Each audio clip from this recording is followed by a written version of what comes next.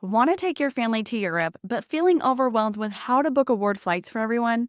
Keep listening as today's guest shares everything you need to know about booking flights to Europe for your family.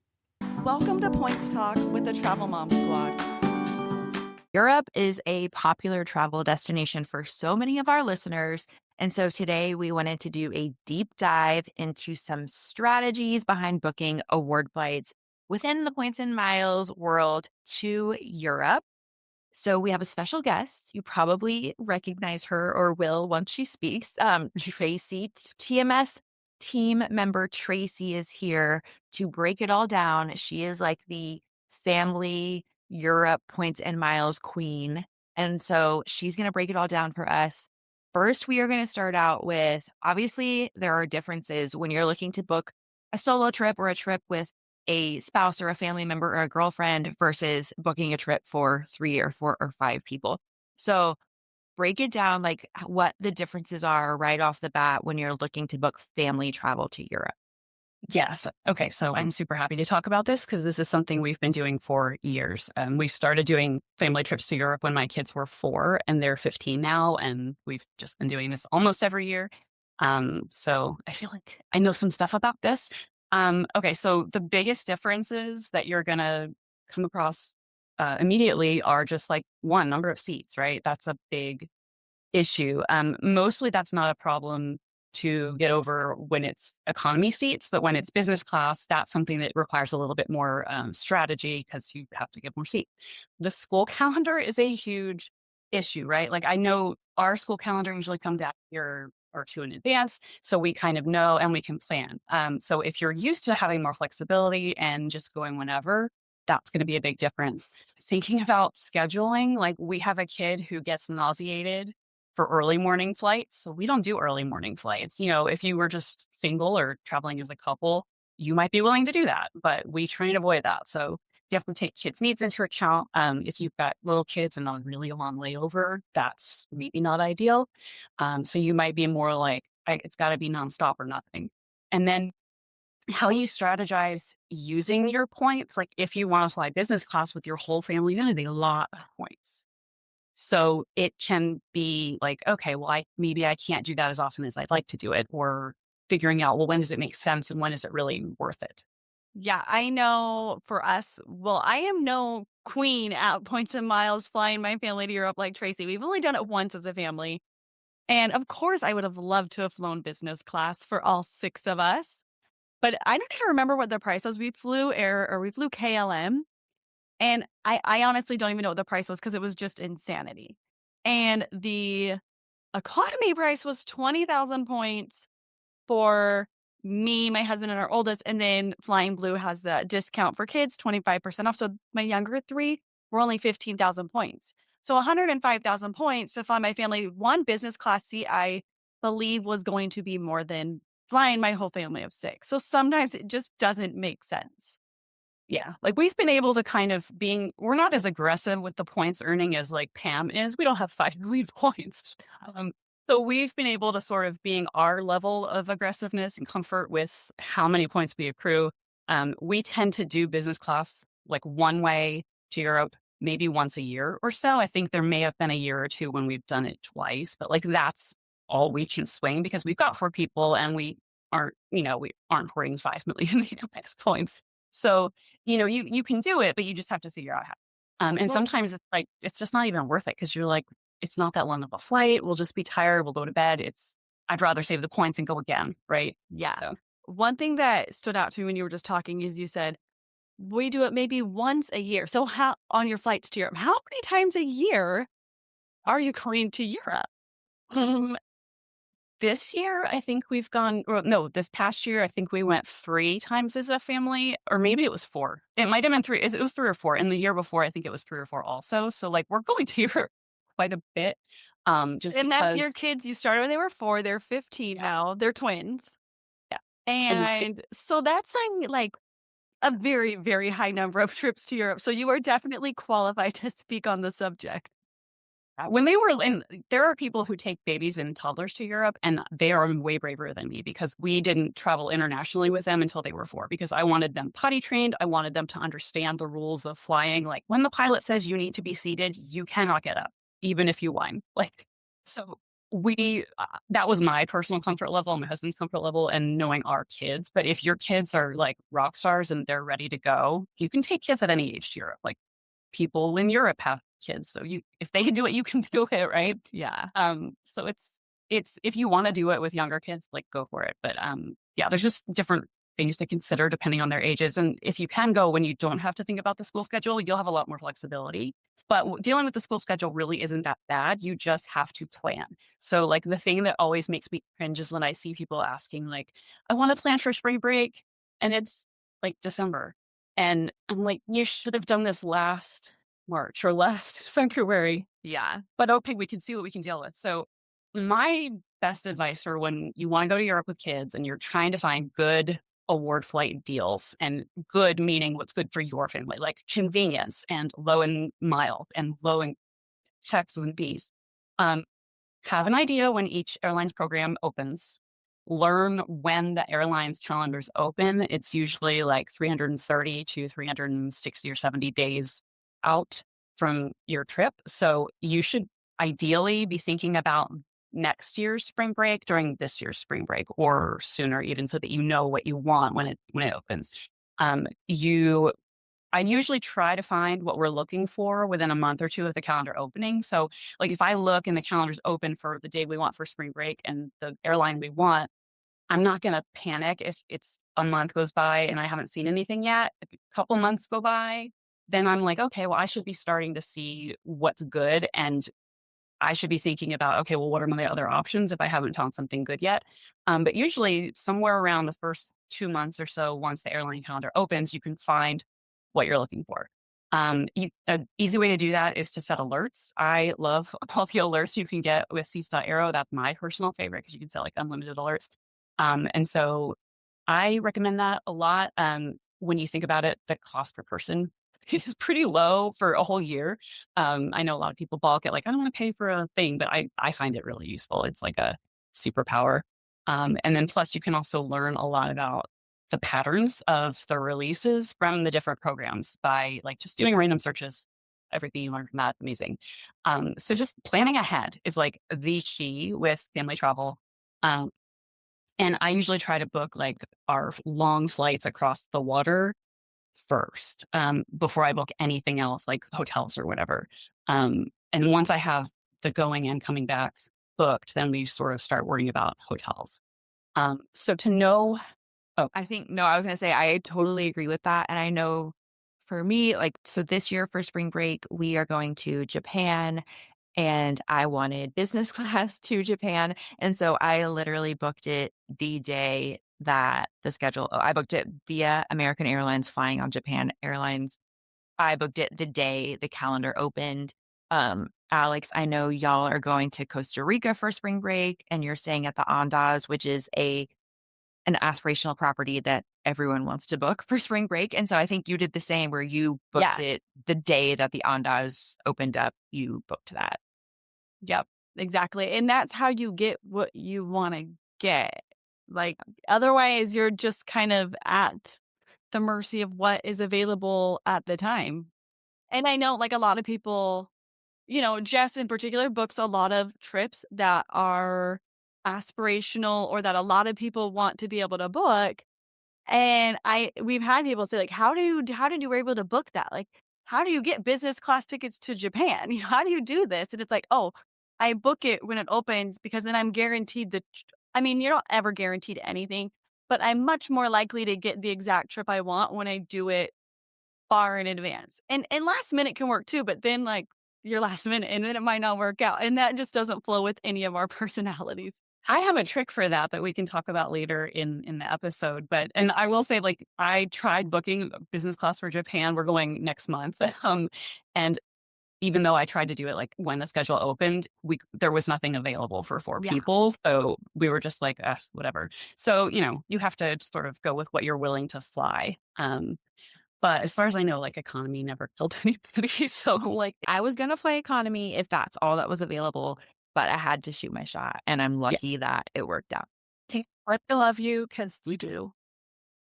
Um, okay, so when you're thinking about what airlines should I even be looking at to find out when their calendar's open and what are the best options for family travel? These are the ones that we find the most utility in. And I'm sure that other people who have maybe different airlines at their home airports, or if you're a fan of different programs, you might find other options that are good. And I'm like not saying these are the only options. I'm just saying these are the ones we find the most helpful. Flying Blue. That is like the number one program for families. Aeroplan is really useful. Virgin Atlantic can be awesome. And also British Airways, which didn't always used to be the case, but now they have some saver stuff. So it's like makes more sense sometimes. So, and then we've recently been eyeing Alaska's program because they have weirdly, they have more business class availability through Alaska on Aer Lingus than Aer Lingus does. And I'm still trying to figure out what's going on with that. But they had 4 seats available on this one flight I was looking at, and Aer Lingus only was offering 3, and was like, what's going on there? So there's lots of different options. And the really awesome thing about Family Award Travel to Europe and all of the credit card programs that we all know and love is that there's so much overlap. Like Flying Blue, Virgin Atlantic, they both have transfer partners with all the banks. And Aeroplan and British Airways, I think, are like 3 of the 4. So you can get those points really easily. And like British Airways has the household points pooling. Virgin Atlantic now has a thing like that. Flying Blue has one too. So like you can even share the points with your player 2 or whoever. And that helps too, because when you're booking 4 or 5 or 6 or whatever tickets, you need a lot just because of numbers. And So that's why cards that earn flexible points are yes, so valuable, because you have, instead of having one option, you have 3 or 4 options now. And when you're traveling with a family, you need all the points and miles you can get. And so that's why those are our favorite cards and we talk about them the most. That's why it gets me when, like, being Salt Lake based and our airport here being a Delta hub. I mean, the number of people that praise those Delta cards that live in Salt Lake, it is really wild. And I'm like, no, no, no, no, no. You're going to go so much further if you get flexible point cards and book through someone like Flying Blue or Virgin Atlantic to get to Europe versus I'm going to use my Delta Sky Miles to get to Europe. Like, that's going to be tough. That's going to, yeah. Like You're going to need like we're 5 million Sky Miles to get your family to Europe. I mean, that's not even that far off, actually. Sometimes Right? I have like a million miles for a flight. And I'm like, I don't think so. And like we're taking the kids back to Europe, shocker, in April for their spring break. And we're flying on Delta from Seattle to Amsterdam. But we didn't book it through Delta. We booked it through Flying Blue because it was cheaper, fewer miles. And the surcharges are a little bit higher because Delta only charges $5.60. But, it's worth it because you just save it's so many. worth not paying 5 million points. Yes. Yeah. Is no, we can't all be paying. Okay. So things to think about with those airlines, like, and you might find utility, like I don't have an Iberia flight to my home airport. Iberia does not fly to Seattle. So I don't ever really look at Iberia. But if you do have Iberia, like if you live in Dallas or whatever, that could have some utility for you. So think about which flights are at your home airports, get to know them. You should kind of be able to maybe have them like in the back of your mind. Like when I lived in Houston, I knew immediately United has 4 flights to Europe. They have, and I think I had like a mnemonic like FLAM. It was Frankfurt, London, Amsterdam, Munich. And that was it. Like that's how I remembered it. So it kind of helps you familiarize like what are my options. And then when you know that those airlines fly to your airport, you sort of have them on your radar when you read the news about like, oh, this program is doing this and there's a transfer bonus or whatever. Be aware of each airline's quirks, like their program's quirks. Like Iberia, for example, if you book an Iberia flight through them, that's great, through their Iberia's program. If you book a partner flight, like British Airways, through Iberia's program, and then something happens and the flight gets canceled or moved or something, and it doesn't work for you anymore, they often won't honor those reservations and your points are going to be lost. So like, don't do that. So be aware of the Iberia quirks. Like I ignore ANA's program for flights to Europe because you have to do a round trip booking and you have to transfer the points from American Express and it takes 3 days. Yeah. And by the time I transfer the points, are the seats even going to be there? And so I want to know that like it's going to be more secure. I don't like risk. So I just ignore those programs completely. So you're going to figure out which programs are more likely to work for you. And they might be different from the ones that work for me, but that's fine. Just like think about what the programs are that can work. You know what's And then, sticking out to me, Tracy, when you're talking is you're like, we don't fly a super early morning because we have a kid that gets sick. We are stuck with school schedules and, have to work around those. We're not going to deal with programs that are difficult to deal with. And you still are able to find great flights for your family and go to Europe 3 to 4 times a year. And so that's what I think is really cool is maybe you're not, we always talk flexibility, flexibility, flexibility. And when you're flying economy to Europe, you kind of don't have to be as flexible if you're booking in advance like you're doing. And so right. that's what I'm kind of taking away is like, wow, she's got a lot of like things on her list that have to work out to book these flights. And it always works out. You're able to find really great flights. Yeah, that is very, very true. And I think the planning ahead is a superpower because, and knowing the rules and knowing the programs is a superpower. So if you are willing to do that work up front, you can get whatever you want. Um, I can't promise that there'll be like 9 business class seats available on every flight at sailor level, but like, oh no, I have to go to Europe in economy for the 4th time this year. Let alone a sad life. I have that bright. So I think it's very realistic. If you want to go multiple times a year, even you can totally do that. Especially when like Virgin Atlantic's new devaluation, there are some negatives to it, but some of the positives, like there are flights for 9,000 points from Seattle to London. And if you book early and you get those cheap saver fares, then the taxes and fees are also low. And it's like, instead of just thinking like sometimes, oh, I need to find a flight that has like a low mileage level and a low taxes and surcharges level.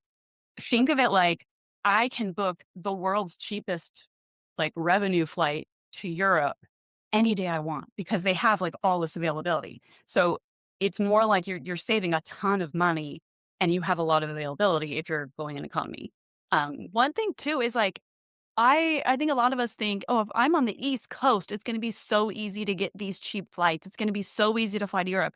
You are in Seattle, which is the farthest you could be, and you're still able to find really good award flights. So I think that's another testament to, points and miles and doing all of this is you don't have to be on the West or the East Coast. You don't have to be in, flying out of Boston or JFK to get these great flights.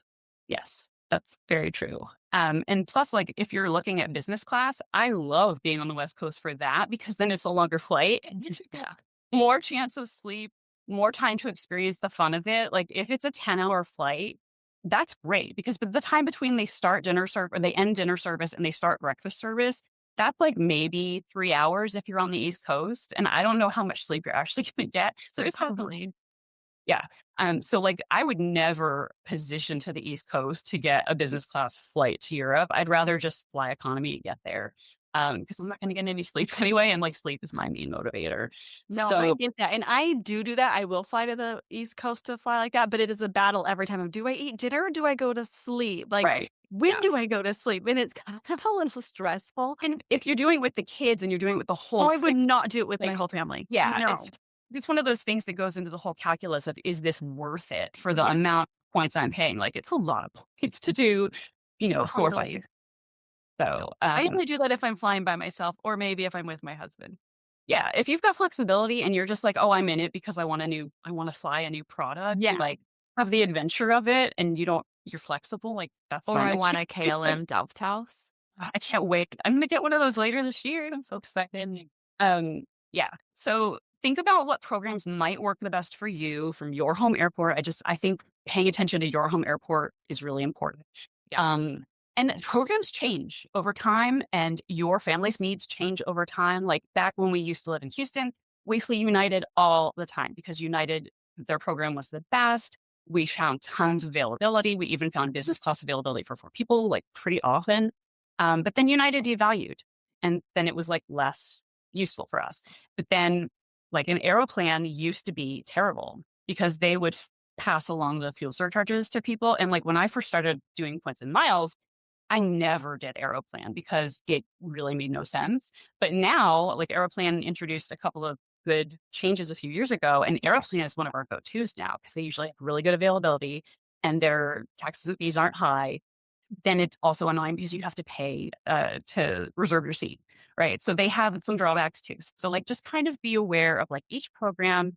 Most of them are sort of trending towards charging for picking your seats in advance, which I don't really like. Virgin Atlantic still doesn't do that. So yay for them. I hope it stays that way. Think about what options exist at the airports that you have options for. So like if I lived in Western Michigan and I wanted to fly out of Chicago or I wanted to fly out of Detroit, like you'd have more options out of Chicago most likely.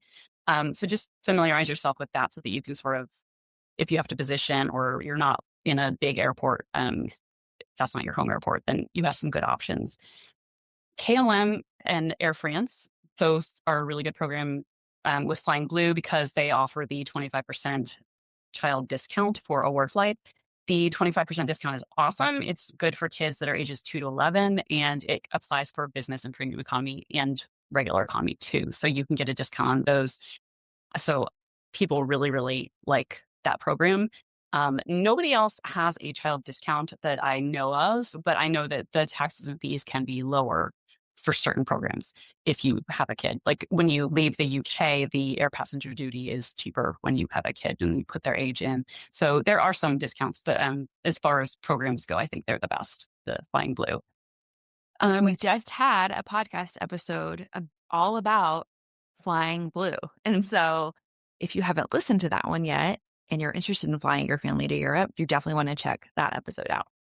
And I never even used that when my kids were little because we always were still on United when they were that age. So I'm like, man, that would have been really nice. That could have saved us some points. Okay. So a question that I often get from people too is sort of changing gears. People always want to know like what makes a redemption a good redemption. And this is specifically just for Europe. And it's I'm always talking in terms of one-way cost per person, right? Because that's typically how we book things. So I like to think of it as like a sliding scale. So if you have like cold at one end and hot at the other end, you want to get as close to hot as possible, right? You want your ideal date, you want your ideal time, you want a nonstop flight, you want the cabin class that you want, and you want low fees and low points costs, right? So if it gets you all on the same flight, because I don't want to like split up my family. Um, so if you can get all of those things in one award reservation, you are killing it. You win the lottery, like go buy a lottery ticket. You've gotten everything you wanted. You are the luckiest person in the world. You are so hot. Yes. All the way at the hot, hot sliding scale. So that happens sometimes. Like when you're really lucky or you plan ahead and you know exactly when they release the seats, like that can happen. That is realistic. But as long as you're warm or pretty warm, like that's also really good. So my own guidelines for like what points costs should be, right? For one-way economy to Europe or from Europe, I like to stick between like you can find some for 9,000 points, but up to maybe 40,000 points per person. Yeah. Now, if I found the perfect flights for all of us on the best days and the right cabin and everything, and it was 40,000 points, I'd be pleased with that because I don't have a flexible schedule. I'm just happy, like, that's great. If I found a really kind of inconvenient flight, or I had to leave like a day later than I wanted, and we were going to miss a day of like vacation time, or it had terrible connections, or it's an airline I really didn't want to fly, and I paid 40,000 points, I would be really annoyed. Like 40,000 points is like my ceiling for a good redemption if it's a great itinerary. But if you are willing to be like, well, this is a really good deal, it's 9,000 points, but we'd have to leave a day later. Are we willing to do that? I might say, yeah, because it can be worth it if you find a really good deal. So that's sort of the sliding scale, like if that's good or not, right? Just that's sort of my own metric. And so like premium economy, I would think like between 30 and 55,000 points a person is generally pretty good. Again, it's going to depend on how convenient it is for you. And then for business class, like 50 to 80, I think is pretty good per person. The 50s that we used to find for Flying Blue have sadly been devalued. And so now it's like 60, but I still think 60 is really good, especially if it's a really good, like if it's a modern Air France product with like the new sliding doors and the wireless charging and all that stuff. Like, that's really good. So those are sort of my own guidelines. Like I wouldn't pay 110,000 miles to go one way to Europe in business class for my family because that's 440,000 points. And Yeah. I'd rather really just like spend 9,000 times four and go in economy and save the rest of those points for another trip. But that's just me, and everyone's things are different. And like sometimes you have like a need, you have to go in business class because you need like a bigger seat, or you have a condition you don't want to like be tied up like a pretzel in economy all night or whatever. So, um, you do you, as everyone says. But there's lots of different sort of there's flexible room on like what a good redemption is. So don't listen to other people's like, I got the absolute lowest redemption ever. And it's like, well, yeah, you're a single guy and you're flying on a Wednesday in January. Like, of course you sound perfect. Like I'm leaving, I want to leave on a Friday night right before spring break so that I'm maximizing my trip time. And I can't just go on a random Wednesday in January, like, yeah, in school, I have a job. Like, that doesn't work. This is also why I love flight alerts, especially like I think Yeah. Thrifty Traveler is one of our favorites. There are several, but it will tell you like, here's how many points you need, here's how many seats are available, here are the dates they're available, here's how you book it. Is this a good deal? Like it just condenses it all into like that's how I feel like that's how we have been booking Alex. I feel like a lot of our trips lately have been booked through just like emails we get from Yeah. flight alerts. And like I got one the other day, like to Switzerland, and it was like 9 seats available in business class in summer. And so I'm like, it was 60,000 miles, And so I'm like, it just takes so much of the work. I didn't, Tracy went, for those who don't know, Tracy's the one who got me into points and miles. And when we started, these services did not exist. It's kind of like how we were in law school and we used to have to go like look in the physical books instead of using Westlaw or Lexis. It's the same type of thing. Like these services have made it so much easier. And like you said, setting alert on seats.arrow, like there are so many tools that did not used to exist that can really help you find what you're looking for more The easily. only bad thing about the tools is sometimes I'm like, I want to book more stuff. Oh, shoot, I already booked stuff for that time of year. I can't take advantage of this deal. I have too many trips already planned. Yeah, it's a super terrible problem when you're like, oh, there's so many good deals I can't take advantage of because I'm already traveling every month of the year, Alex. Yes, But I know. It's fun.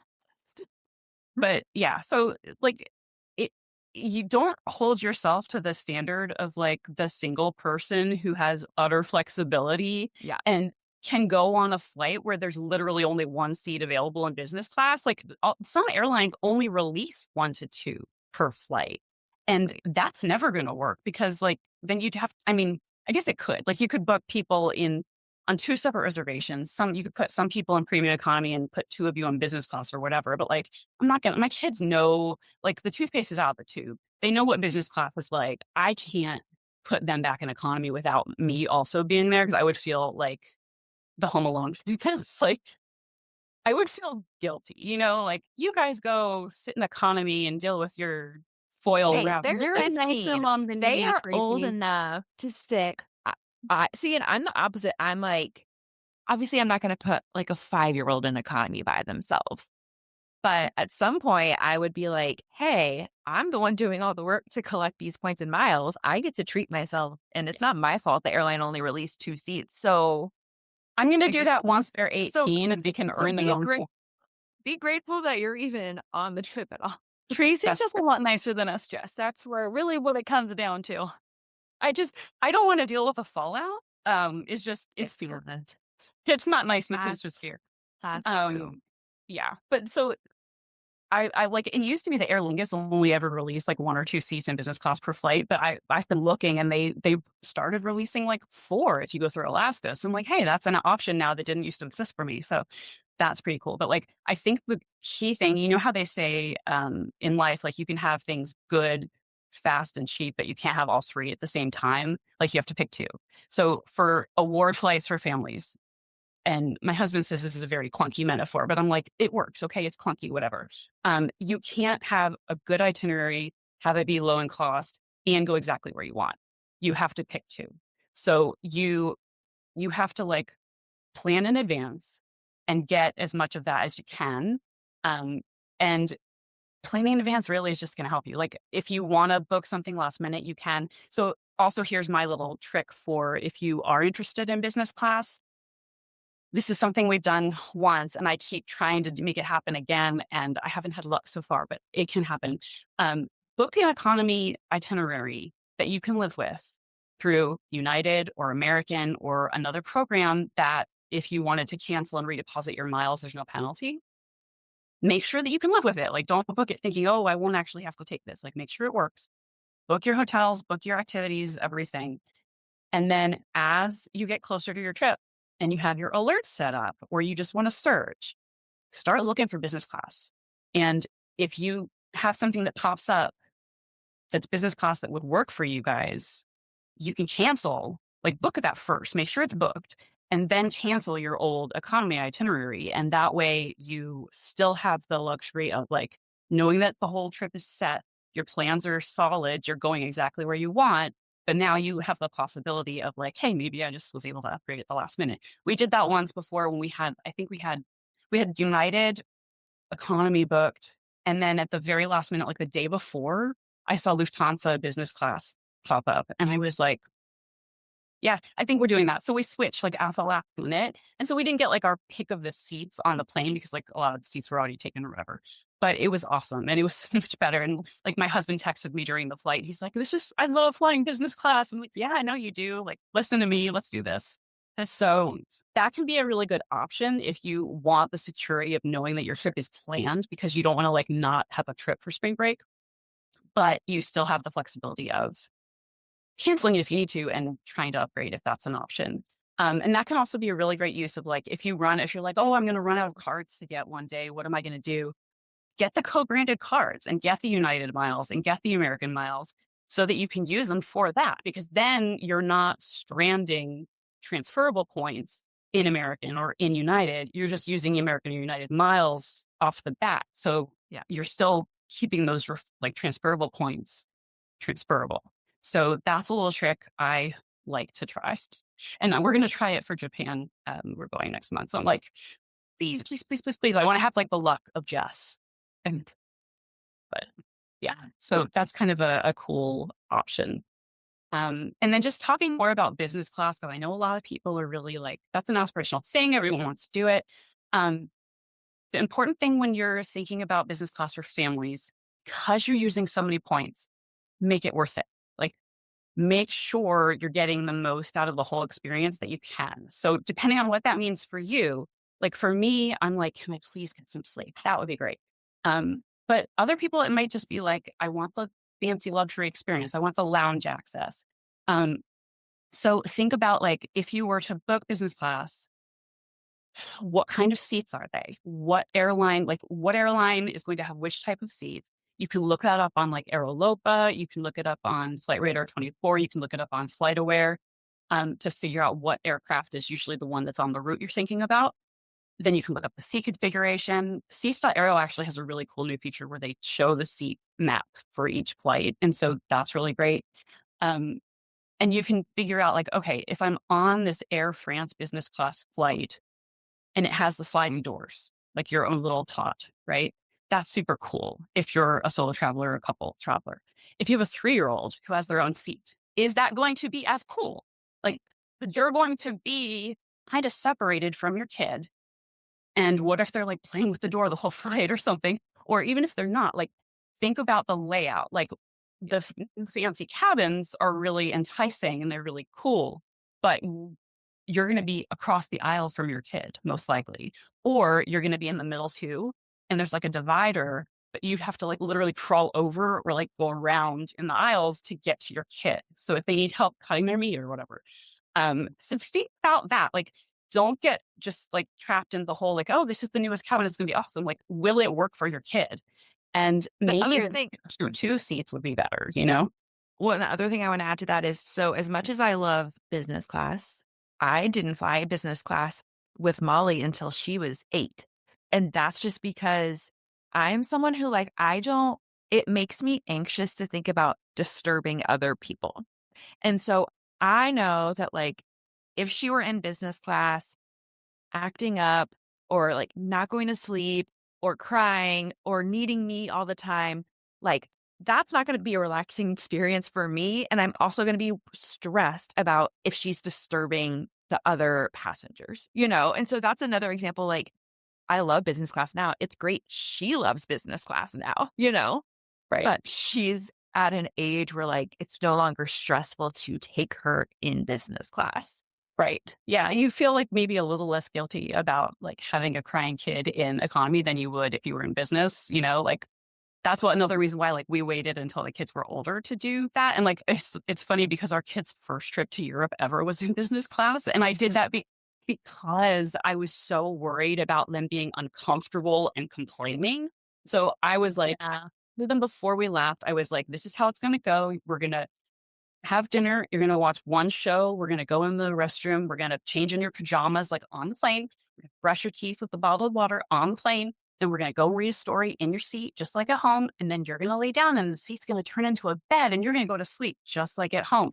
And it worked. Like, Yeah. so you have to be comfortable with like what your kids are going to expect, what they're going to deal with. Like if your kid is going to be across the aisle from you and having a meltdown because they can't see you because the seats are staggered and they're not like directly across from each other, so you have a line of sight, think about that. And maybe business is something that you save for later when it's easier for everyone. And like, okay, premium economy. Most of the cabins on these planes, the premium economy seats have this big, hard dividing thing in between, right? And like either the tray table comes out of it or something, or that's where all the controls are.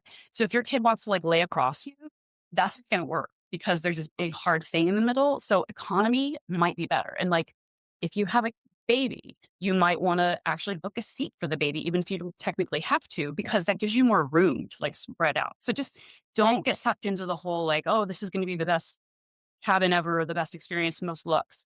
Like do what works for you and don't be afraid to say like, actually that doesn't work for me. I would prefer the old configuration because we can be closer or whatever it is. So, and think about like, if you're going to splurge for business class, is there lounge access? Like if I was going to get business class from Seattle and I want lounge access, most of them are going to send me to like the club at sea, right? Which isn't that great because we don't have like a British Airways business class lounge here. So if your home airport doesn't even have the lounge, or if your seats are like the Virgin Atlantic coffin seats where it's like you're penned in like sardines, there are certain things like that you get as part of like the business class package that might make it like, oh, well, this actually doesn't seem as worth it. Or you could be in one of those things where like you're flying from LAX and you've got the Air France business class lounge now that's like brand new. You've got their fancy seats. You got the whole package. That makes a lot of sense. And like when you get to France or whatever, you get lounge access there. And on your layover to wherever your next flight is, that lounge access could be really helpful. So like think about the whole package of what you're getting and decide if that splurge is worth it. Because it can really be worth it, but then other times it might not be. Yeah, I totally agree with that. Not all business class is equal. Not all lounges are equal. We had the same thing when we flew Condor business class to Frankfurt from Minneapolis. The terminal that Condor is in had like Iceland Air and Sun Country, like and something else like that. There's no lounge over there. And so we're not getting the same experience as if we'd flown like Polaris business class out of Houston and we get to go into the lounge and have, a sit down meal and the cookie skillet and all of that. And so I think that's a really great reminder, Tracy, to kind of consider all the things that are going into this flight in the ticket and what you're actually booking and what you're paying for. Yeah. Because it's a lot of points. Like even if you get a really great deal in business class, it's still 50, 60, 70,000 points a person. And that's just like we like to do it one way because we don't have quite many miles. But we tend to do it like one way when we're flying to Europe so that maybe we can get some sleep. But then some people might prefer to do it on the return flight because then you actually are awake to enjoy the whole like I'm being pampered on a plane experience, which is totally cool. So just like Yeah. make sure that you're getting out of it the most that you value.